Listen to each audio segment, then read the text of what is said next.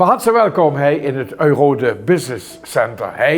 Midden op de Neustraat in Kerkrade, midden tussen het twee landen in, midden tussen Duitsland en Holland. Een uniek gebouw, waar er nog veel meer deze uitzending over je huren.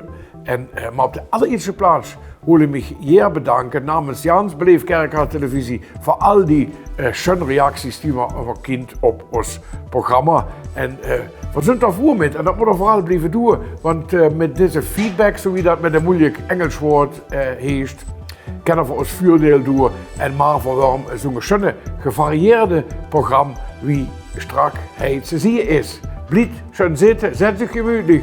Hang erover, want hij kunt Beleefd Kerkrade TV met op de allereerste plaats in de uitzending door Jack Huntjens. Die kunt vertellen over de voetbalbühne. Daarna nog wel kwartvlieg over Colonia in Kerkrade. Dan kunt Dion Ritter ons vertellen over Jans Anger Festival. Maar ook uniek in Nederland, wat zich afspeelt in Kerkrade, Kantarode. Dan Martin Urlings kunt vertellen over Vie. Yvonne Kunze en Cor Judy vertellen ons over wat zich hij nu in dit gebouw afspeelt. Wat is het Eurode Business Center? Wat is het? De geschichte van het gebouw, wat zijn leuke anekdotes om dat gebouw heen. En waar werkt hij? En waarom werkt hij? Dat kunnen ze huren. Daarna gaan voor het Steffi van den Berg van de gemeente Herzogenrath en de Arno Dekkers. Die vertellen over de Eurodedag, een activiteit van het EBC.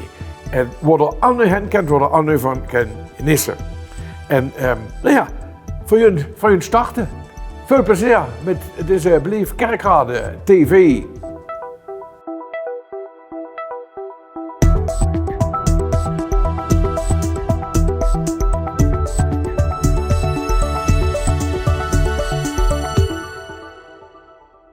Mijn eerste gast deze middag is Jack Huntjens. Jack, welkom. Dag, bij Beleefd Kerkrade TV. Schön dat ze hier is. En Jack Huntjens is de initiatiefnemer van de voetbalbühne.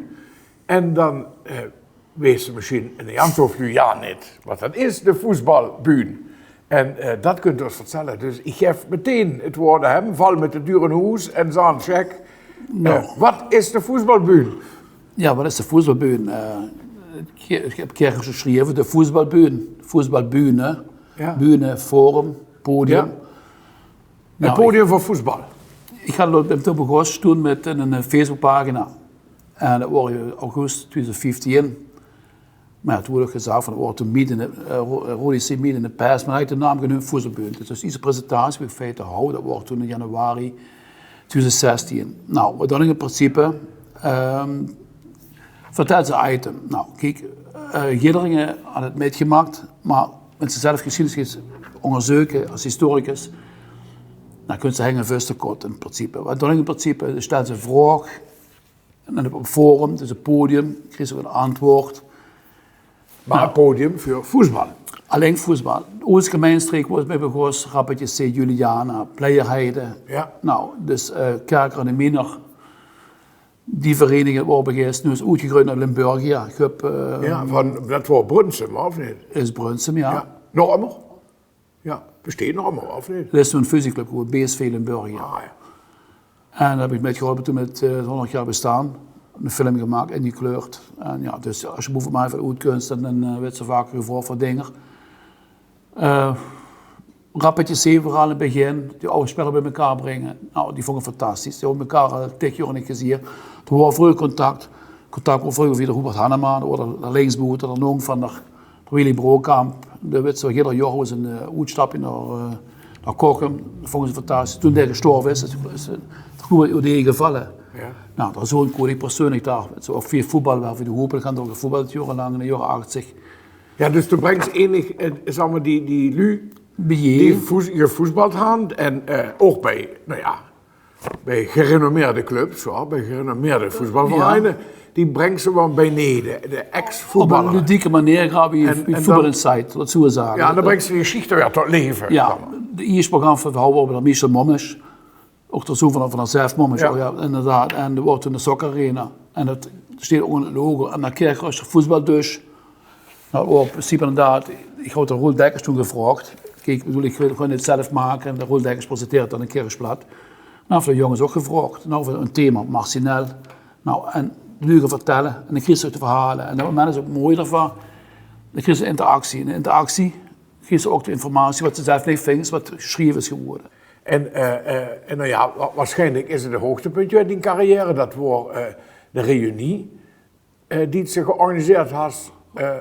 Bij de voetbalbuurt. Van het kampioenselftal van Roda JC. Nou, dat is het hoogtepunt. Ja. Dus de eerste hoogtepunt was Enger van de Veulen. Een van de Veulen. Rappetje is even fantastisch. Wat ik georganiseerd heb, ook met de gemeentekerken toen. Ja. Toen was het 10 juli 2016. Nou, menigeen is er gestorven, Piet Strolenberg helaas. Ja. En Ja. een Ja. andere, en Hans Fischer ook toen door. Ja. Dus het schöne is ver. Ik ken de Luus, ik ken hem meer als voetballer. En ik vertel gewoon de verhalen wat ik zelf ook wil vertellen. Ja. En dit- Maar even naar dat kampioenselftal. De jongen straks nog kijken naar, Oké. naar het filmpje. Dus, voor razen durft het ziet. Dus, dat die reunie wordt kampioenselftal van 71, Nee, 72, 73. 72, 73. Ja. Toen wordt Roda echt kampioen. Voor de eerste kampioen, ze hebben 10 jaar aangebracht Ja. om kampioen te worden. Nou, en toen Toen is het gevloekt. is ik vloek met de nieuwe trainer, Jacques Kolen. Dat wordt toen, Ja, ja, maar ja, oké, ja, zeker. hier, dat is in de film zelf ook wel, denk ik. En Roda is er nog enig nooit meer kampioen geworden. Hoor. Nee, dat was het enige kampioenschap. Waren gepromoveerd, Waren gepromoveerd. Maar, Maar we alles Kerkerse jongens van de alle nee. Ja, behouden ze daar de chefblader, maar dat was ook van Nieuwe Kerkse roots. We zingen Ja. papa vroeger Putterwinsen gewoond. Ja, ja. En En die had ze bij neergebracht. die op, kwam bij je, dat was dus, het was 20 maanden selectie. Dus ze worden nog, ik er 10 maanden van leven. Alleen Henk van Rooij helaas, inderdaad. Oh ja, Ziekelijk de man, dus daar niet kunnen bereiken en de rest was aanwezig. maar ze hadden En zich wel enorm met je amuseerd, denk ik. van een programma gemaakt, ook dat wordt inderdaad in Calais zelf, historische gronden, op het terrein van Juliana, Rappetje C en Rode C. Ja. Ja. Ja, en dan over een soort of homecoming. En dan met de boomplanten van Hans Fischer. Ja. Dat was dus dat als pap. Ja. Tegen hun vreugde. Ja, precies, dat pap van het elftal. Maar we hadden heel gezellig, gemütlich gesprek. Ja, maar dat ziet dus ook. Zeker, Dus, ja. maar voor je wel naar de film kijken. Dat zou schön zijn. En van die reunie van het kampioenselftal 72, 73, Roda JC wordt kampioen. En mede dankzij die is dat tot stand gekomen, die reunie. Ja, Veel dank daarvoor. Bedankt voor het leuke gesprek. bedankt voor uw uitnodiging. Hierdoor en de Lu wensen van veel plezier Oké. met de film. Je is ervan.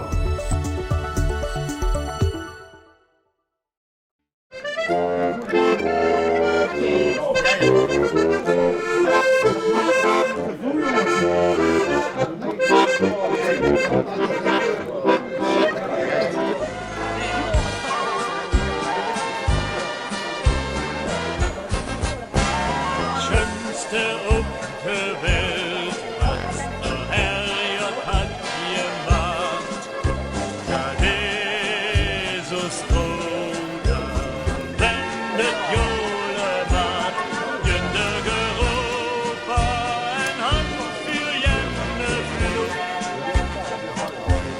Roda's kerk, dat is toch... Beste selectiespelers van het kampioensteam met aanhang. Welkom in Kerkrade, welkom op Kaleide. Het komt niet vaak voor dat een wethouder voor zo'n prachtig gezelschap op deze historische locatie een welkomstwoord mag uitspreken aan kampioenen. Maar bovenal een warm en hartelijk welkom aan mevrouw Fischer. Voor Annemie met kinderen en kleinkinderen is dit een hele bijzondere dag. We staan samen stil bij jullie teamgenoot, door pap, oudspeler, aanvoerder en erelid van Roda JC. En medewerker bij gemeente Kerkrade. De welbekende bijnaam door pap is afkomstig van zijn oud-teamgenoot Theo Offermans, die deel uitmaakte van het kampioensteam 1972-1973. En deze kwam medio jaren 80 zeer tragisch te overlijden. Hans Fischer was meer dan 50 jaar trouw in dienst bij Roda JC. Roda en voetbal lopen als een rode draad door zijn leven. Hij was lange tijd speler en aanvoerder vanaf plus-minus seizoen 1966-1967. Maar als absoluut hoogtepunt natuurlijk het kampioenschap en de promotie naar de Eredivisie op zondag 13 mei 1973.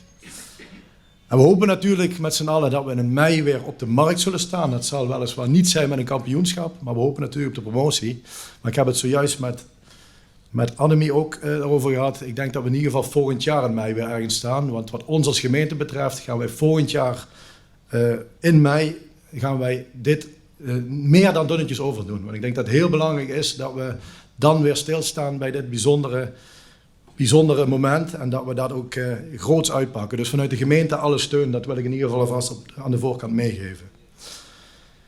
Alle hoogtepunten rondom jullie team en Hans volgen zo dadelijk bij de filmpresentatie. En straks bij de bijeenkomst van de voetbalbühne in Café de Wirtschaft. Voetbal was voor Hans belangrijk, maar zijn gezin stond absoluut op nummer 1. Het verzoek na zijn overlijden om een boom ter nagedachtenis van Hans te planten viel dan ook direct in goede aarde bij de gemeente Kerkrade. Niet alleen bij de vele Roda supporters binnen de gemeente, maar zeker ook bij de oud-collega's op de gemeentewerf aan de Hameloweg. Samen met Annemie werden ook de nodige afspraken gemaakt en werd de plek waar wij zo meteen heen gaan samen uitgezocht. Precies op de middenlijn van het veld waar Hans zoveel successen vierde en waar zoveel van zijn grote inzet hebben genoten. Ik ben dan ook blij dat wij hier vandaag samen zijn en dat Annemie de boom die ze zelf heeft uitgezocht samen met haar kinderen en kleinkinderen kan planten voor haar geliefde Hans. Als bestuur en medewerkers van de gemeente gedenken wij onze oud-collega Hans met groot respect en wensen we jou, Annemie, samen met jouw kinderen en kleinkinderen alle goeds toe. En graag sluit ik af met de mooie woorden van Hans in de Voetbal International van 1972. Ik ben van Roda en ik blijf van Roda. En een schöne dagen ermee. Dankjewel. Dames en heren, samstig 4 en zondag 5 juni hoffen we u zu davon begrüßen hey op het event Colonia in Kirchrohr. Wir begrüßen op samstig de Klüngelkop, de Doomstürmer, Torben Klein, Rocker Mariesch en vol meer. En zondag kunnen we weer met de Paveier, de Räuber, Droeklo Funkenmerries en ook nog veel meer. Lieve dames en heren, Colonia en Kirchrohr, dat is een gevoel. Wir hoffen u zu davon begrüßen op 4 en de 5 juni hey in het schönste op de wereld, op onze maat in de Schönstadt Kirchrohr mit dem Event Colonia in Kirchrohr. Und auch für unsere deutschen Freunde, liebe Damen und Herren, wir hoffen euch zu begrüßen hier auf dem Marktplatz in Kerkrade 4 und 5 Juni. Da sind wir dabei, das ist prima. Viva Colonia in Kirchrohr. Alsjeblieft. Van je kijkt naar de promofilm van Colonia in Kirchrohr. En wem kent ze daar besser aan de deur gaan wie de voorzitter van de stichting Colonia in Kirchrohr. En dan zeker op een plaats waar verenigd het Duits en het Hollands verbingen, daar huurt er nog wel kwartvlieg heen. Zal ik goed wel, want du bist in de kerk zo jong, ik kan het werk. Dus dat handvorm te pakken aan de bank, Kirchrohr, Duitsland, en dat had natuurlijk alles te maken met Colonia en Kirchrohr. Wie is dat begonnen? Wie is dat idee? Nou, dat idee is zo ongeveer 3,5 jaar geleden ontstaan. Het joviale een aantal jaar de Oktoberfest is zitten. Ja. En de gemeente Kirchrohr is toen kort daarna op mij afgekomen en had gezegd van het idee een soortgelijk fest ze lossen ons door, waar ook wat gruisde betreft in Kirchrohr en verhandelt aan je dat jet met Kölsche muziek en Kölsche cultuur. Wel ze daar een rol spelen. Nou, dan ben ik naar Kirchrohr gekomen, ik geloof het was eind oktober. En we hadden toen de offen besloten met het eerste fest, de eerste editie, een half jaar speerder met Hemelvaart. Dat zou allemaal een terugkerende datum zien, Hemelvaart, te organiseren. Nou, wat is de Kölsche cultuur? Dat is natuurlijk de spraak en dat is ook de muziek, dat is het beer wat er vandaan komt. Ja, had je haar eigen naam, het Kölsch. Dus verzint u je enige beer met een eigen spraak. Of een spraak die beer is. Spraak die ze kunnen drinken. Een spraak die ze kunnen drinken, ja, Jans genau. Ja. En dus ze zijn voor de middag naar Slaag gegaan en had toen, dit is toen gelukt, om de eerste editie in 2019, 2 dagen of 3 dagen worden eigenlijk, door vrijdag en door samstig, dat voor Kölsche bands op de bühne houden, voor houden Doomkölsch als beer. En dat waren 2 geweldige avonden. Enorm succes. Enorm succes, had veel plezier gemaakt. De eerste avond waren de Blackfeus over 1 concert en de andere avond waren meerdere bands. En het zo'n is af en toe nog een vroegshoppen je had, dat was met de Amelia, die daar een schön concertje had, ook met Kölsche dingen ertussen. En alleen worden een beetje jammer dat het publiek kwam er niet zo sterk op af. Ja, ja. Dus dat wordt de eerste editie. Dat geldt niet voor de Vrijdag en Samstag. Dat wordt Nee, dat wordt super. Ja, Ja. En had ze nou ook enig idee waar dat vandaan kunt? Waar kunt nu die, zeg maar, die leefde voor Köln vandaan? Hey? Waar had dat nou die idee met z'n maken? Ik denk dat dat vooral met de sport gaat. We identificeert zich natuurlijk ganz vlot over de sport. Ja. En luistert daar hier ook nog liedje in die sport. Ja. En dan is het Kölsch en het Kirchgruts ja niet zo onderscheidelijk. Nee, want het ligt eigenlijk meer bij als we Uggerplat een keer geweest. Wenn ze Ja. naar de kern kijkt. Wenn je naar de kerk kijkt, Ja. is dat zo. Ik bedoel, ik meen, het zijn uiteindelijk allemaal dezelfde dialecten. Het zijn Rheinische dialecten, of het nou Köln of Kirchgruts is. Wa? Lippewarisch. Genau, zo is het met de chic woord. Ja, ja. Genau. En wat jullie voor allemaal metmaken? En, wat nu niet op Hemelvaart, hoor, dat Nee. moeten we erbij zeggen. Het is Genau. Voor jullie nog Pinksteren. Pinksteren. Ja, han van je het veranderd. Ja, we hadden toch gekeken van wat jullie voor doen. We hadden de Samstag en de Zondag met Kölsche bands geprogrammeerd. Voor vangen je het ieder jaar als we vroeger, dus maar om 18 uur is de aanvang. Ja. En voor zund ook ja, kijken van kennen voor je het, met zo'n naar doelgroepen je kijken kennen voor je het voor, ik zeg maar, tussen 20 en 30 nog brengen.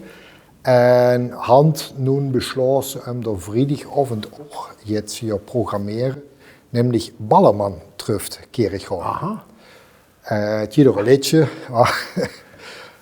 hij aan Ballermann en ja, de hand van je daad van dan is het een beetje Kölsch en een beetje partymuziek, zodat voor dat op de vrijdagavondje toe, maar dat is niet de kern hoor, maar dat worden we toch verdeeld doelgroepje toe, want de kern blijft natuurlijk Kölsche bands met hun Kölsche muziek.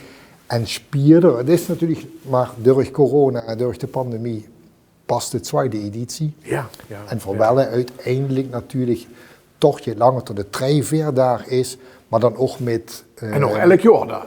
Jeder jaar, ja, met je andere elementen als weer alleen maar muziek. Dan moet je zich dan voorstellen bijvoorbeeld gedichter, toneel. Ja. Zou ik me kunnen voorstellen dan ook met Kölsche elementen erin. Maar dat is nu nog te vroeg, voor wel eerst het publiek warm maken voor het Janse Kolonia Kirchhoff. En dan kan ze er denken dat dat dan ook je komt. En weet je al wat voor berg hier dan? Of is dat wel... Het blijft bij Domkölsch. Want voor zijn van mening, het is Ruhrwies, dat zijn toch warm de kleuren van Kirchhoff. Domkölsch spreekt natuurlijk met dat Dom het meeste aan en een Köln. Ja. Dus daarom blijven we bij Domkölsch. Ja. En kent ze nog iets vertellen van de line-up? Voor, dat die nu nog kaarten gelden, want dat is tot ja, dat is nu voor merken toch dat, dat, is niet dat de pandemie met 2 jaar betekent had, het is niks georganiseerd. En nu opeens kunt overal komen andere evenementen, ook in het Pinksterweekend. Dus wat dat betreft is er kaartverkoop nog niet tegen voor ons vuur stellen. Voor de zondag zijn we op de richtige weg. De Samstag zou nog je meer kunnen trekken. Wat ik niet snap, want we hadden eigenlijk een heel programma op de Samstag. Want we beginnen dan met de swinging fanfares. Die spelen Kölsche muziek met de blaasmuziek. Ja, op kofferinstrumenten allemaal. Kofferinstrumenten, dus dat is... WMC, dat is een schöne opmaat naar het WMC. Ja, genau. Met die er ook met starten en verantwoordelijk Torben Klein, der was vroeger bij de Domstuur, maar der had zich, zeg maar, der is alleen met een solo carrière weer gegaan. Daarna komen de Klungelcup, die waren ook 2 jaar of 3 jaar geleden, nee 2 jaar zullen ze het dan doen. Fantastisch. Waren ze door en waren inderdaad fantastisch. Vooral de vrouwen-element met de Rokke Marie. Kijk daar. Die, dat is werkelijk rock, hoor. Kölsche rock. Dat is echt chique maat, zie je. Ik kan ik dat alleen maar aanbevelen. Door hen te komen luisteren en dan slissen we op de Samstagavond met de Domstürmer. Ook een geweldige band met werkelijk jouw muziek. Ja. En dat is dus de Samstag. Ja, en dan had ze zondag nog. En dan voor de zondag, waar we met Stadrand zijn, dat is een jong band. Ja. Die zijn zo 3 jaar nu bij je en timmeren richtig aan de zeg maar, weg van de Kölsche vasteloven en ook de Kölsche muziek, want het is natuurlijk niet vastelovensmuziek wat die maken. Nee, zeker Het is vooral over jans veel dingen zingen, al die Kölsche bands, ook die Gerard genoemd had. Dan jun voor de och weer met de originaal Eschweiler, ook weer met blaasmuziek elementen erin. En dan komen de Funky Marys, ook der avond voor vrouwen op de bühne staan. En dat is ook, die brengen richtig Stimmung, die Mädchen. Dat is werkelijk schön om te zien. En dan aan voor Droekloef, die houden voor een paar jaar ook al hij op de bühne. Zijn toen ook enorm goed aankomen. En daar slissen we af met de Räuber en dan nog de Pavaier. Dus dat is... Wat een programma. Dat is wel een programma, ja. Ja, en ik ben nog van mening, wenn ze zich daar €30 voor vragen voor een avond, dan is dat echt niet zoveel. Dan krijg je er richtig veel voor je bonen. Ja. Ik ga natuurlijk ook kijken wat het zo je rum hier. Zo'n programma, voor dat geld, krijg je eerlijk gezegd nou ja. Ja, denk maar, Kerkgoor, bij Colonia in Kerkgoor. Bij Colonia Kerkgoor in samenwerking met de gemeente Kerkgoor. Ja, kijk, dan was wel mijn pap wel verdienen. Ja, you know. En, ik denk dat we het heel langzaam bij je lossen nu wel. Dat is aanstekelijk reclame maken voor Colonia Kerkgoor. Had je nog iets van jij gezegd? Ja, ik wil nog wel iets zeggen, want verdund dit natuurlijk niet alleen maar samen met het klein organisationscomité waar ik dat mee terug, dat zijn 8 maanden. Maar verzund ook aangewezen op ondersteuning van vrijwilligers. En bent vrijwilligers zich wel aandragen met vereinen of zo. Met vereinen. Bij ons te komen helpen en te komen werken, dan ken dat. En dat is dan, dan moeten ze op onze site, colonia-e-kerkgoor.nl. Ja, en door vingen ze dan informatie erover dat ze bij ons kunnen komen werken tegen vergoeding. En dan kennen ze het verdienen voor de vereinskas. Ja. Nou, schön. Dan wil ik nog iets zeggen, en dat ben ik ook van je eerste. Namelijk voor de eerste avond, voor de vrijdagavond, han voor ons ook het bedaard bij dat ballerman truft Kerkgoor. Wegens op de ballerman woord, die wist dat de verein heen en dan had hij al een t-shirt aan en dan om zich te lossen zie je. En wat vuur nu gezegd had, is dat wenn vereinen zich bij ons mensen op de avond komen en minimaal 8 man met het t-shirt van de toneelverein of van de keelclub of van de voetbalverein aanhangt, minimaal 8 man, dan doen ze met in de verloting en voor verloten op de avond om 7 uur dan 8 versjes Kölsch van 10 liter, hoor. Dat is je ook echt Pietermenschen kenmerkend voor Köln, maar ook kenmerkend voor onze avond. Dat krijgt ze neurje heen. Nee. Ja, dat is voor 10 liter versje op de dus aan stoor, wat ze die zelf voor het berg kunnen stappen. En we verloten daar 8 van die versjes midden in de dus, waar we dan aan kunnen stoor. Schön, dat is niet goed. Dat wist ik zeker. Ja. Voor vrouwen dus op Colonia een keer bedankt. Hoewel dat zij wordt en dat ze het vanzelf als troffen. En we zien jullie hier terug in het Pinksterweekend op de maat bij Colonia in Kerkgoor.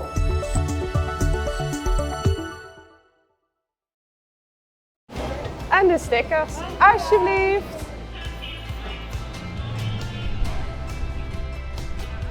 Hoi oma! Hallo, kom er lekker bij zitten. Kijk, wat had ze? Een plaatje van Rolduc. Ja, dat is schön. Rolduc ligt hier vlakbij. Dat is een... De geschiedenis van Kerkrade kent vele verhalen. Voor wie spaar jij?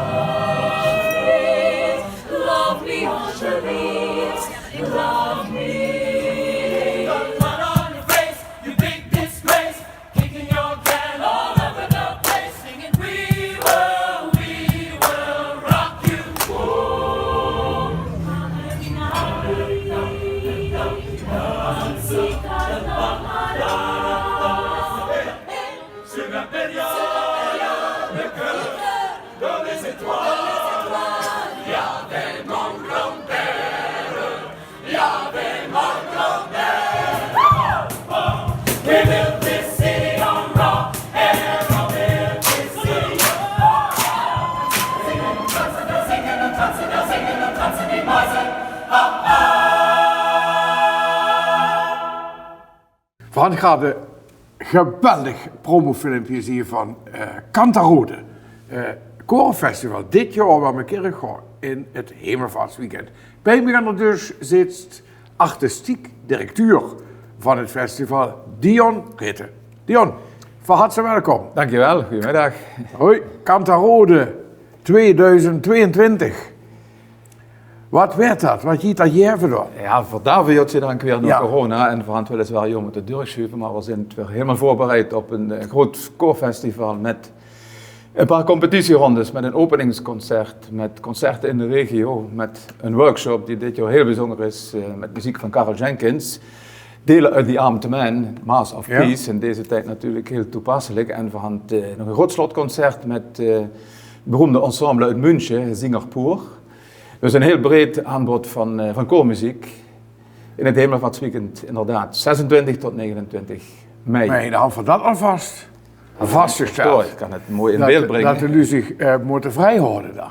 Dat zou heel erg schön zijn, want voor u naar het theater komen. En wat zou het zo zeggen is de kern van het Cantarode Festival? Is dat het concours? Is dat de wedstrijd? Of is dat het samen zijn, het samen zingen, concerten? Ja, het festival besteedt natuurlijk uit heel veel elementen. Ja. Eén is belangrijk voor de koren, de competitie, Ja. maar vooral ook de onderdelen die de koren samenbrengen met andere koren, maar ook met koren en zangliefhebbers uit onze regio. Ja. En vooral bijvoorbeeld op zaterdagochtend een open singing op de binnenplaats Ja, en wat is dat? Rolduc, waar alle koren samenkomen, waar alle zangers uit de regio die dat willen. En ik weet van 2019, toen is dat een fantastische happening geworden, waar om 2 uur 's nachts nog 300 uur zingen worden. En Ja. dit soort verbroedering en zeker in deze tijd denk ik dat heel erg belangrijk is. Ja. En voorhand in de samenstelling van de koren dit jaar eigenlijk wel heel bijzonder ook een Oekraïens koor erbij. Echt? Het is een koor dat besteedt uit allemaal Oekraïense muzici, ook originele Oekraïense mensen, maar ze leven in Den Haag. Maar het is een puur Oekraïens koor. Is een Oekraïens En dat koor? maakt het nu natuurlijk wel heel speciaal neven de koren. Ja. Ook België, Nederland, Estland, Slovenië, Zweden. Dus we hadden weer een heel breed aanbod. Een beetje het effect van corona is dat we de echt ver weg koren nog missen. Ja. Maar ook Die durven niet te racen. ja, het is denk ik. een kwestie van reizen, maar het is ook een kwestie van voorbereidingstijd. Ja. Dan moeten ze natuurlijk toch voor een competitie die Ja. minimaal een half jaar voorbereiden. En we gaan ook volgend jaar weer Cantarode in het Hemelvaartsweekend. En Ja, want dat is het enige, is het 2 jaar. eigenlijk is het 2 jaar zo, maar goed, Ja. voor houden natuurlijk voor 4 jaar gepland. Ja. Maar door de bekende redenen hebben we natuurlijk moeten schuiven. En dan kiest we dat gaan voor zwaaier dit jaar in. ook. En we zitten wel nu zoiets te verdenken dat de koren zoals we in 2019 gehad hebben, Filipijnen, noem maar op, dat die niet zo ook weer aanwezig zijn. Dus er zit enig met de organisatie van Noen, maar ook al met de organisatie van Ja. volgend jaar. Ja, absoluut. Want Ja, een ja. jaar is natuurlijk niks om dit te Nou, de organiseren. werving voor Nicio is gestart en de programmering is praktisch rond. En een van de mooie dingen is wel dat voor Nicio het op dit moment, denk ik, wereldberoemdste en beste ensemble ter wereld had. Het is Voces Etus uit Londen. Ja, dat is wel een naam. Dat is een naam, ja. En fantastisch. Het is waanzinnig wat die muzikanten Ja. presteren. Die hebben dus Nicio op zondagmiddag op het slotconcert in samenwerking met de Parkstad Limburg Theaters. Dus daar kunnen we ons wel op freuen. Dat zo. En die zeg maar, het meeste speelt zich af in het Parkstad Limburg Theater en op plekken in de regio. Ja, het is Parkstad Limburg Theater voor de openings- en het slotconcert en de 2 competitierondes. Maar in de hele provincie doen koren of professionele organisaties de regioconcerten organiseren. En het schönste vinden we om lokale koren samen te brengen met koren die aan Cantarode deelnemen. Ja, tuurlijk. Want om de reden die ik ga nemen, het is natuurlijk mooi om die verbinding zoveel mogelijk tot stand te brengen. En dat is ook het sterke van Cantarode, van überhaupt de internationale koorwereld, maar voor zin in Kerkrade natuurlijk ook gewend en verwissen wat dat is. WMC, instrumentaal of Ja. AFA. Orlando, kamermuziek en Ja, Cantarode, de vocale poot, om het zo maar te zeggen. Ja. En de zat gaat je van Jenkins en de Armed Man. Wat werd dat een massaal concert? Of, Nou ja, koren en zangers zijn vrij muziek in te schrijven. Dat lukt op dit moment heel goed, Ja. maar men kan zich nog steeds inschrijven. Daar beginnen repetities op woensdagavond, de 25 mei en de hele donderdag. Het ensemble dat het gaat begeleiden is Helicon. Ja. Ook wel een bekende Ja. professioneel blaasensemble. Ja. En de presentatie van de workshop is een onderdeel van het openingsconcert op 26 mei in het theater. Oké. Ja. En kent zich als individu inschrijven? Ja, absoluut. Zonder meer. Ja. Alle informatie staat op de website. En het leuke is dat voor Karel Jenkins is natuurlijk ontzettend populair. En heeft mooie muziek geschreven. De highlights van zijn grotere werken hand voor de roes gedaan. Het zijn niet alleen delen uit die Amt Man, maar ook uit de Stabat Mater bijvoorbeeld. Ja. Nou ja, u kent Orne Janshof vinger op de website neem ik aan. En die leeft straks zo onderin beeld. Dus dat, ja, www.cantarode.nl, ganz eenvoudig. En ze moeten vooral komen, denk ik. Dan denk ik dat het heel leuk is. De verkoop is gestart, dus op alle sites te vingen. Voorhand ook... Maar uniek in Nederland, want zo'n festival je dit enig niet meer. Op dit gebied, met dit concept, maar met veel klassieke koeren, is helaas in Nederland. Zelfs ons eigen internationale koorfestival in Nederland besteedt niet meer. Ja. Dus we zijn wat dat betreft blij dat we ook van landelijke media nu uitgebreid aandacht vindt. De komende weken gaat Radio 4 in het programma De Klassieke gaat alle deelnemende koren voorstellen. Van 9 tot 12 op Radio 4 elke dag? Dat is de klassiekers van 9 tot 12 opnieuw door op dit te presenteren. Ja. En gaat dan alle deelnemende koren aandacht besteden. Ja, dus Cantarode had de naam hoe ze hadden, Kerk had de naam hoe ze als klankstad. En, en dan mag het publiek niet hingen blijven. We hoffen heel veel mensen te begroeten. En nogmaals, via ons kanaal en ook via de site van het Park Zuid-Limburg Theater is het allemaal te zien en te vingen.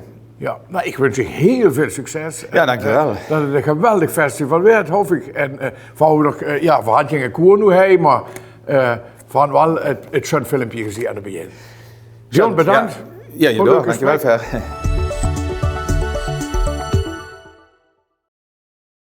Just one kiss will make it better. Just one kiss and it will be alright. Just one kiss and we'll be flying high.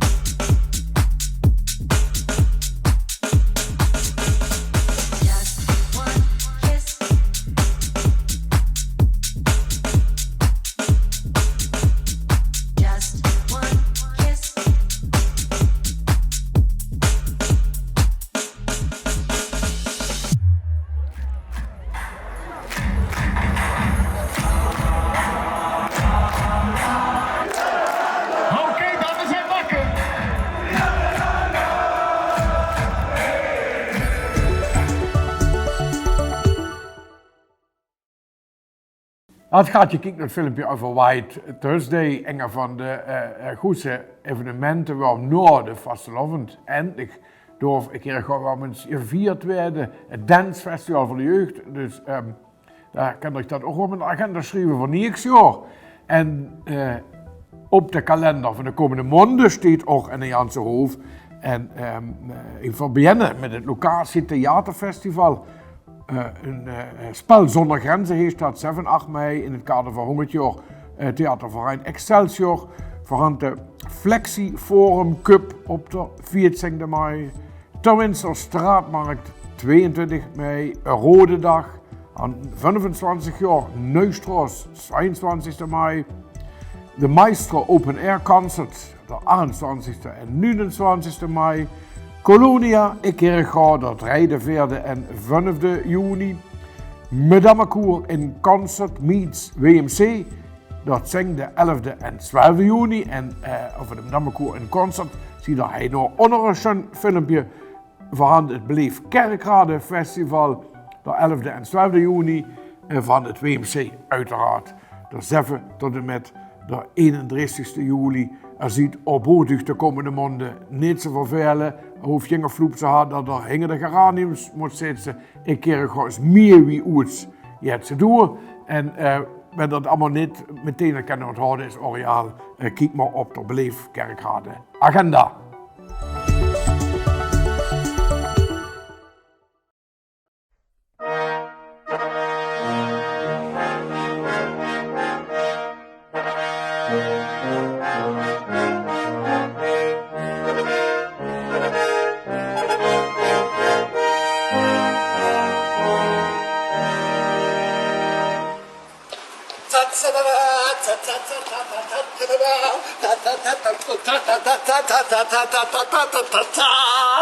Zing 11 en 12 juni in de Rode Hal van Kerkhoor.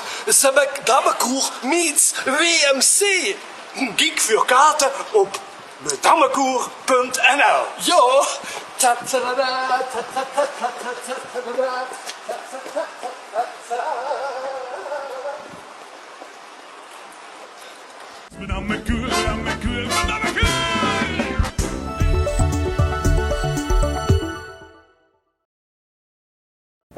Wie is een vast onderdeel van het programma van Beleef Kerkrade TV, wie het enorme gezondheids- en vitaliteitsproject in Kerkrade met onder andere dat prachtige gebouw wat er nu een ontstoor is en wat een heel vergevorderd stadium is. Bij mij dus zit u een bijzondere persoon, Martin Eurlings. Hartelijk welkom alvast. Is voorzitter van de adviescommissie VI. Wat dat precies is, dat je het er ongetwijfeld direct vertellen. En hij behoeft natuurlijk niet zo veel introductie. Een hele bekende Limburgse bestuurder, voormalig gedeputeerde, voormalig burgemeester van Valkenburg. Dat is nu maar twee dingen in dat hele palet. En nu opeens in Kerkrade, Martin. Wie kunt dat toch? Ja, ik heb met Kerkrade. En dat is? Nou, op de eerste plaats vind ik Kerkrade een gans apart plaats. Het is een stad met identiteit, met een trots, met een gevoel van eigenheid. En ik moet zeggen, als je kijkt naar dialect, is het absoluut je felles, het schoonste dialect wat Limburg echt heeft. En ik ken ze er nog goed verstoren, nog? Oh ja, absoluut. Ik heb een heel op de kweekschool gezeten, op de P-dak. En dan houdt ze er jees, die Gielkens enzovoort, die zo te nevendig. En in het begin wist ik niet wat er zoek was, maar ik weet nu absoluut wel wat er zoek is. En ook dat hij weg vertrek en aankomen, weet ik niet wat. Ja. Dus dat, het schoonste heel is dat zorg naar Kerkrade, zeg maar. Absoluut, absoluut. Ja, en ik heb ook hier heel veel van doen gehad met Roda JC. Ja. En ook nog ben ik onderscheiden met een zwarte kater. Ja, dus wat dat betreft is dat een verbond voor de eeuwigheid met deze een stad met identiteit, waar ze van moest houden. Ja, absoluut. Precies. Dat delen we daar. Ja. Dat delen we. En nu in de adviescommissie VI. En wat is de adviescommissie VI? Wat houdt dat in? Dat is geen politieke commissie, maar dat is samengesteld uit allemaal lui die belangeloos eigenlijk metdenken en adviezen geven over waar de raad over moet besluiten. Ja, of dat ze naar het bestuur zeggen, want we rapporteren rechtstreeks naar BMW en ook naar de raad, dat wat vier vingen waar ze aandacht aan moeten besteden. Dus we zijn zo'n soort klankbord voor de lokale politiek, van wie ze inhoud en vorm geven aan die idealen die achter VI zitten, want die zijn natuurlijk heel chic. Dat leven in beweging, die vitale mensen, die vitale wijken, jeugdtoekomst geven, al dat soort dingen. Ja. Als ze daar niet enthousiast van worden, wat worden ze dan nog enthousiast voor? Wat we moeten leren in Limburg en ook in Kerkrade, om zelf inhoud en vorm te geven aan de toekomst van deze stad, want deze stad moet toekomst hebben. Daar is iedere inwoner verantwoordelijk voor. Ja, absoluut. En er moet zich daar ook op aangesproken voelen. Ja. Trots is niet voldoende. Trots nodigt uit om de hengel te moe te steken en get te doen. Dat is een schone boodschap. Ja. En is dat gevraagd of ongevraagd advies? Wie geeft dat dan? Het is beide. Dus op een gegeven ogenblik, al die stukken die door de raad gaan over VI, daar geven we ons mening over, ons advies. Ja, sowieso. Het college reageert erop en dat gaat samen naar de raad. En wat we hebben gezien dat niet voor niks is en dat voor in heel veel gevallen eigenlijk krijgen op onze adviezen, dat die gewoon weer ingevuld. Ja. En dat is wel leuk om dat te zien. En we zitten nog meer in de commissie dan? Daar zitten ook de vertegenwoordigers van de diverse commissies in, van de senioren, van de sport, van de maatschappelijke ondersteuning en al dat soort, die dus ook vast in de adviescommissies zitten. Maar die zitten nu niet los van elkaar. Maar die doen ook met allerlei andere mensen uit de samenleving. Ja, de kinderen zeggen onerbiedig vogels van diverse plumage. Maar met één ding gemeenschappelijk, met een geweldig hart voor die toekomst van Kerkrol.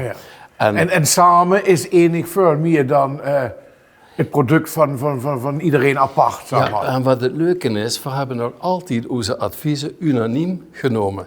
Dus wat dat betreft stoven we niet met de ruggen naar één, maar dan kijken we met z'n allen vanuit die ganz verschillende invalshoeken. Ja, wat vingen we eigenlijk samen? Ja, want er moet echt een enorme energie ontstaan daar. Ja, dat is gewoon. En de lui vingen het leuk. En dan moeten we die inwoners van Kerkrol nog in die energie krijgen. Dat is het. En dat is dus ook een van de belangrijkste punten die we de hele tijd adviseren. Kijk, men is gestart, en dat is natuurlijk ook heel begrijpelijk, met een drietal programmalijnen. Vitale ouderen, vitale wijken, kernen en een gezonde jeugd. En er zitten heel veel programma's onder. Maar die programma's gaan uit van behandelen. Gaat wat niet goed is, of voorkomen en dan nog een doelgroep, naar jongeren of jonge meisjes, dat ze niet al te vroeg moeder weer en weet ik niet wat allemaal. Dus er zit, of naar bewegen zal ik maar zeggen, mensen cursussen te geven, de vreugde van het bewegen zelf aan de lijve te ervaren, allemaal prima, maar het is op behandelen. En wat we als adviescommissie de hele tijd ook adviseren is, van onderop investeren in de wijken, in de buurten. We hebben het met lui. Want lui maken het verschil. En lui zijn uiteindelijk die de beweging voor Kerkrol hang en vuurt moeten geven. Wat zou dan die gedachten zien wie me dat concreet dan vormgeeft? Wie kiest er dan concreet in een wijk aan het bewegen die normaal niet beweegt? Ja, dat is nu de kunst. Hè. Dat is nu het lastigste vooral. Kijk, behandelen kinderen hebben zich altijd het risico dat ze vooral het laaghangende fruit pakt. Ja. Maar degenen die wat verder afstoren, die moeilijk bereikbaar zijn, die moeilijk van de stoel af te krijgen zijn, dat is natuurlijk de geweldige uitdaging. En die uitdaging, die moesten vastpakken, dat is de lastigste. Maar dat is de bergetappe. Maar daar is wel het meeste winst te behoren. Hetzelfde ook met fietsen is het meeste winst in een bergetappe te behoren. En dat geldt en de meeste glorie. Dat geldt hier ook. Kijk, maar dan zeg ik, zoek het ook in buurten, in wijken, in wijkgericht werken. Er zijn altijd lui die door de kop boven het maaiveld uitsteken. Laat die lui merken dat ze ertoe doen, dat ze belangrijk zijn. Geef zien ze van vol aan. Hè? Dus bevestig ze ook, daag ze uit, inspireer ze, dat ze ook in die buurt met zelf, niet programma's alleen maar van ons, maar dat ze zelf kijken wat belangrijk is. En uiteindelijk kunt er een einde aan IBA en dan is de gemeente aan zijn eigen lot overgelaten. Om het maar, ik formuleer het wat negatief, maar zo bedoel ik het niet. Maar dan moet het echt uit zichzelf komen. Ja. Dus ze moet hun inspireren om zelf. Ze moeten zelf willen uit de stoel willen komen, zal ik maar zeggen. Ze moeten zelf willen opstaan. En ze moeten niet bij de horen van de bank afgetrokken weer. Dat werkt niet. Het is natuurlijk een hele dure ambitie, want het kost veel energie. Dan moet je dus naar de lui toe.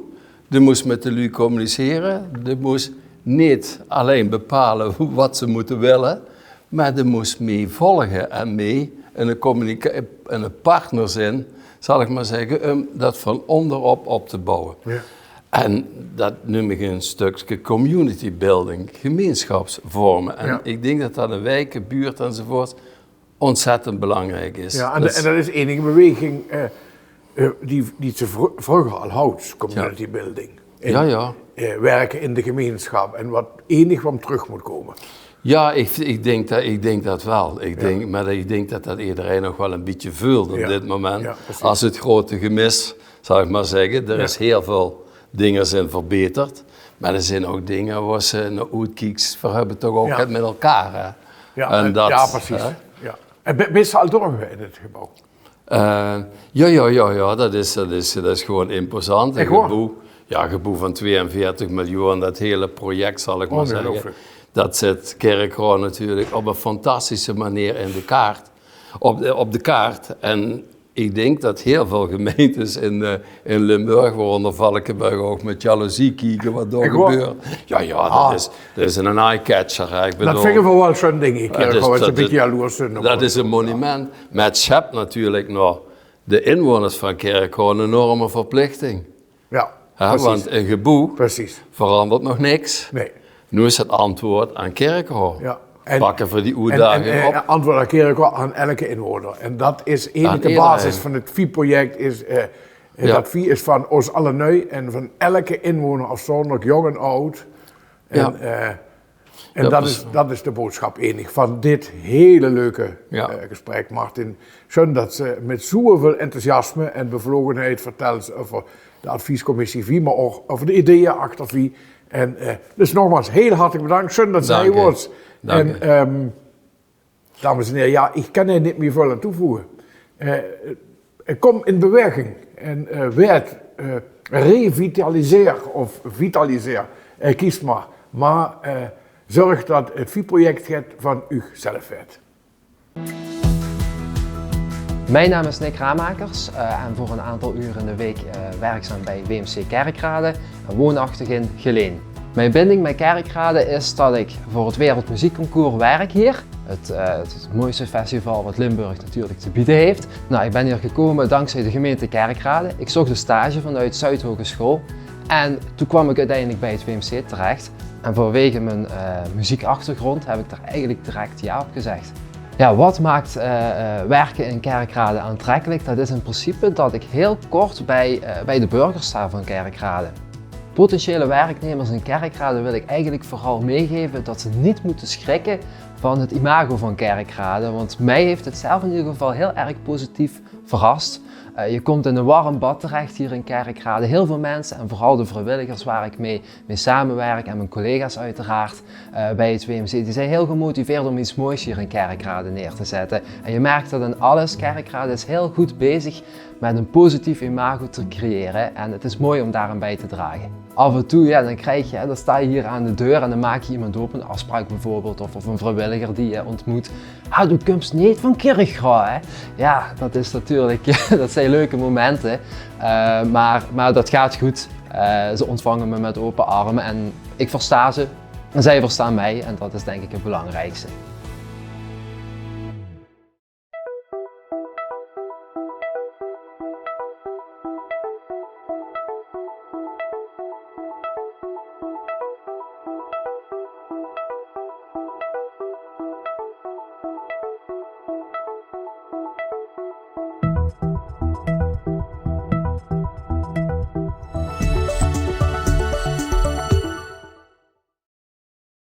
We zijn we terug aan de dus bij Beleef Kerkrade TV. En voor jullie het gaan over het Rode Business Center. En dan zitten we alle janse middag zo meteen van ons een rondleiding. Weet ik alles verteld over dat centrum.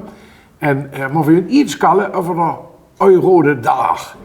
En om door je meer voor het wisten te komen, han vereladen hij aan dus twee belangrijke lui bij de dag, namelijk, en nu even kijken, want ik moet het nou niet verkeerd zeggen, Steffi van den Berg Teunissen, angesteld bei der Stadt Herzogenrath, das stimmt. Ja. Und ich würde ein bisschen Deutsch, Kirchholz platt und Holländisch reden, das wird schon schief gehen. En daarom zit er Anne Dekkers uit Kerkrade. En sie zijn verantwoordelijk voor de Rode Dag. Wat is de Rode Dag? 22 mei, kan ik al verklappen. Maar wat gaat passeren hier? Nou, vielleicht kan ik aftrainen. We zijn benaderd worden door Eurode, dus de beide gemeentes, om te kijken of er net toch dat wat ooit passeerd is, in de stad van de Neustraat, die leekkonblokken voetholen en je woont ohne grens, wordt ze overvierd, wordt ze oversteekt, ohne problemen. Dat destijds 25 jaar, inmiddels 27 Ja, jaar. door corona is dat uitgesteld. Is dat uitgesteld, om dat ons even onder de aandacht te brengen. Ja, een speciaal karakter van die straat. Want enig had ze niet meer in de gaten dat ze over een straatfiets de grens is. Nee. Dan kan ze een beetje zien in de huizen, maar en wat ik niet weet... Helder. Kijk, het is zelfs zo, ik ben op de beleefbus geweest en daar moet zich natuurlijk ook een beetje inlezen, dat we oorspronkelijk de leekantblokken houden in het midden van de straat, Neustraat. Dat wordt dieszijds, jenzijds. Ja. Ja, maar officieel is de grens nooit in het kadaster aangepast worden, want de officiële grens ligt nog immer een meter voor de Hollandse huizen. Ja. Maar dat is ook nebensache, denn we hadden geen grenzen meer. Schwamm drüber. Ja. Dus die zelf, du weet ja niet wat ze best. Ja. Du bist met die Familie aan die Ja, besonders. Wenn ich mit Lüder verhan, heim, en ja, ich wohne in Zoetermeer, dus dat is wie het vandaan, dan wist jedereen kent de Neustraat. Ja. En Steffi, darf ich Steffi sagen? Ja, klar. Ja. Oh, und auch duzen oder siezen? Ja, nee, duzen. Duzen ist gut, ja. Sind ja alle da. Und was passiert den 22. Mai? Was passiert alles? Ja, als erstes machen wir ein Frühstückspicknick. Genau auf der Grenze, wo man ja nicht genau weiß, wo sie jetzt die ganze eigentlich Straße verläuft. Nicht die ganze Straße, das wäre ein bisschen zu lang gewesen. Die geht ja fast 2 Kilometer. Also wir haben dann nur das erste Teilstück hier vom EBC bis hinten zum Rondell, zum ersten Rondell wieder. Und das sperren wir halt ab. Gemeinsam arbeiten da die Kollegen von der Stadt Herzogenrath mit den Kollegen von der Gemeinde Kerkrade, dass die morgens die Straße absperren und alles. Und dann stellen wir halt Bierzeltgarnituren genau auf dem Mittelstreifen von der Straße als Frühstückstisch. Und dann laden wir einfach alle Bürger von Eurode und vor allen Dingen direkt die Nachbarn hier an der Neustraße halt ein. Die sollen dann ihr eigenes Frühstück mitbringen. So. Ne, dann kann mal jeder auch bei jedem, so soll es funktionieren. Ne? Und dann gibt es deutsche Brötchen und holländische Brötchen. Und dann kann man untereinander auch mal ein bisschen austauschen und soll einfach mal direkt auch ins Gespräch kommen. Das wäre ein Picknick. Ein Picknick praktisch, ja. Jeder bringt was mit selber und wir stellen dann praktisch nur das ganze Equipment zur Verfügung. So, das ist dann so der erste Teil. Und nachher dann ab 12 Uhr kommen dann die Vereine ins Gespräch. Die haben dann von uns Marktstände angeboten bekommen. Also wir hatten vorher angefragt, welche Vereine sich beteiligen möchten. Viele Sportvereine haben sich gemeldet. Hier dabei ja dann auch hier der Sportverein Achilles dann mit dabei. Und die machen dann irgendwelche Events, machen auch das Bühnenprogramm. Viele Tanzvereine, Karnevalsvereine treten auf, Gesangsvereine treten auf, aus Kerkrade, aus Herzogenrath. Ja, und die gestalten dann so das ganze Bühnenprogramm und das weitere Programm zusammen. Ja, und Sport, was gibt es für Sport? Ja, Sport? Wir haben uns, der Leichtathletik war, Athletik. Wir haben uns zusammen gepakt met de Kerkroodschot. Dat is mijn verein, Achilles Top en de Herzogenreuter Leichtathletik Vereine, DJK Jung Siegfried, er is Euregio, LG Euregio en DJK Kohlscheid. Dat zijn nog Vereine die zich... Een soort van Schwestervereine. Dat zijn de Schwestervereine aan de Duitse, aan de Herzogenrath Zie. En we hebben samen gezeten en we ja, het is jetzt recreatief, er is niks voor Weltmeisterschaft, maar het is gewoon lekker recreatief. En dan maar voor door de Honneestraat begint hij aan de Neustraat, dan maar voor een lauf. Dan lopen we de ganze Honneestraat af bis langs Sporthal Rolduc en dan direct der Voetpad erop rechts. En dan kunt ze aan die zien, dan loopt der Voetpad door bis heen. En dan een stukje ruiger op. Dus 2 runden is ongeveer 2 kilometer. 22 en dan kan iedereen mee doen? Iedereen kan Oud jong. Oud en jong, dat is de Einzellauf, maar vooral ook familienlauf. Ja.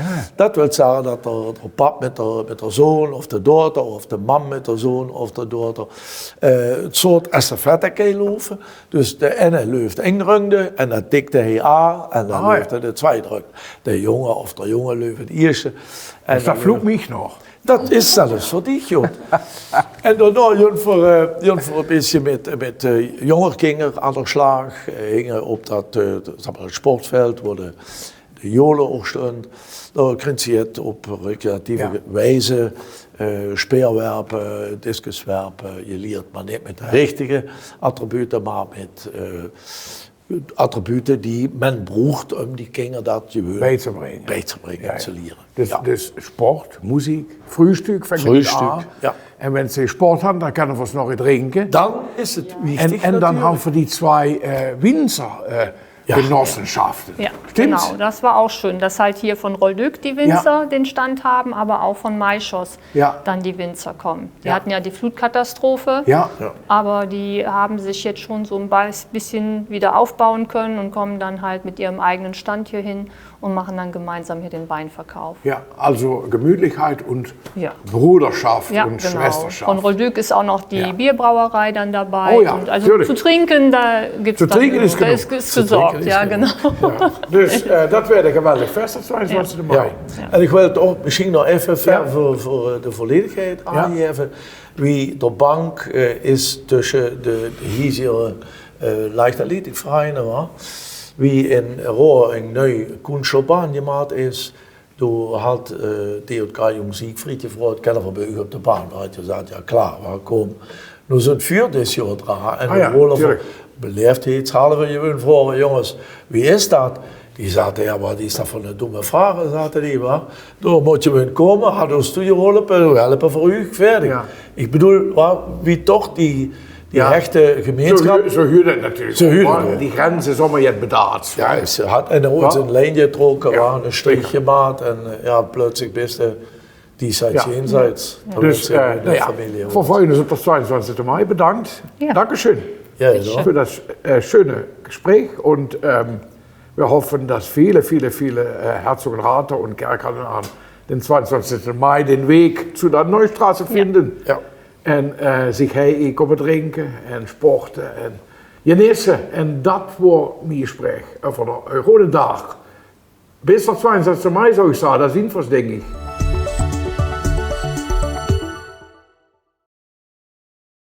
Dit is Jan Sweetfood van waar vroeger door het douanekantoor wordt. Hollands douanekantoor kent, oude kent het zich vast nog herinneren.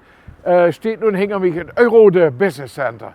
En hij vader of fietste of wandelde bestemd 100 keer de weg langs. Maar wat is dat enig? En daarvoor gaan we twee lui die dat als jonge anger vertellen op de eerste plaats. Yvonne Kunze is advocaat, had ze advocatenkantoor hij in het gebouw. En Cor Studie van de gemeente Kerkrade is Eurode medewerker, werkt ook hij in het gebouw. En ze wisten alles over het EBC. Ja, het Eurode Business Center is weer het hij ziet ook hetzelfde, is ook qua indeling hetzelfde. Alleen, wenn voor de job bekijken, dan zie je aan de Hollandse zee, zo typisch Hollandse bakstee, en een klein beetje poets. En aan de Duitse kant, dan zie je de poets met een ganz klein beetje bakstee. Dit om een stukje gemeenschappelijkheid te benadrukken tussen Kerkrade en Herzogenrath en tussen Nederland en Duitsland. Maar voor wil ik metnemen het gebouw in en nog een paar leuke dingen te vertellen over dit gebouw. En waar meer dan 90 huurders op dit moment hun onderdak aan. Cor en Yvonne verstaan binnen in het Eurode Business Center. En er is vast een hoofd over te vertellen. Maar wat ik erg leuk vond, was dat ze aan duur 2 brievenbussen ziet. Dus zie de Duitse brievenbus en de Hollandse brievenbus. Dus zie je allemaal weinig op brievenbussen, maar hij vindt er zelfs 2. Ja, en daar werd ook heel veel gebruik van gemaakt in huis, maar dat was ook een schans ingewikkeld. Jans in het begin kwam de postbode. De Duitse postbode houden daar moeite mee. Maar de Hollandse houden wel een beetje moeite. Dat kunt, de brievenbussen met een brief op de post te doen, die stond voor het gebouw. De Hollandse staat op het Hollandse grondgebied en de Duitse staat op het Duitse grondgebied. Maar de brievenbussen om te ontvangen van de huurders, die stond hinger het gebouw. En wie ze kunt zien, loopt de staatsgrens midden door het gebouw. Die loopt midden door het gebouw. Nikt hij af. Ja. Dus dat betekent dat de brievenbussen voor de ontvangende post, die stond jans op het Duits. Nu wordt het zo dat vroeger, jans in het begin, 2001, 2002, dat de Hollandse postbode kwam en de schlieg naar binnen, de laat zijn Janse kroon op de balie en zei, bekijk het dich daarmee, kijk nadat ze dat betuutsch in de bus werpt. Het had meer dan 2 jaar geduurd voordat voor toestemming houden. Dat hij door de post Dat hij door de post moet brengen. Ja. Dat zijn zo van die dingen. En wenn dich nu hij het overkunt, dan brengt ze bij. En wem kan dat beste bellen? De Duitse zie of de Hollandse zie? Maar helemaal de 1 en 2 geldt voor Nederland-Duitsland. En die het vlotste hij is, dat kunt. Ja, daar werd niet meer gekeken naar het streefje. Daar werd gelukkig niet meer gekeken. En dat had want hij leuft de staatsgrens. Ja. Yvonne, merkst u dat, wenn ze binnenkomt en de dingen zuurnig werken, blies ze dan echt zo aan de Hollandse zie? Of je zo anders zo stiekem aan de andere zie over? Nou, de mannelijke collega's die moeten in Duitsland naar het toilet. En de dames die moeten in Nederland naar het toilet. Dus voor ons is er geen grens. Het is één gebouw, het is één eenheid en het zijn samen bedrijven. Het is geen Duits bedrijf, het is geen Nederlands bedrijf, maar samen proberen we... En dat willen we natuurlijk al huren. Dat willen we huren. Ja, het was ons 11 jaar geleden een beetje een probleem. In april 2011, toen wordt de koningin maar de koningin wordt toen op staatsbezoek in Duitsland. Aha. En tijdens een staatsbezoek mag ze als staatshoofd mag ze niet de grens overqueren. Maar het probleem wordt, de toilet... moet misschien ons op het toilet, dus moet naar Nederland op het toilet. En dat wordt voor die protocolfritsen natuurlijk een groot probleem. Ja, en dan zeggen paswijzig en dan... En van je zaad, het afvoerwater, lucht in de kanelen in Duitsland, dus dan wordt het probleem ook opgelost. Ja. Maar dit soort dingen kunnen ze tegen, en maar ja, dan willen ze om die lagen.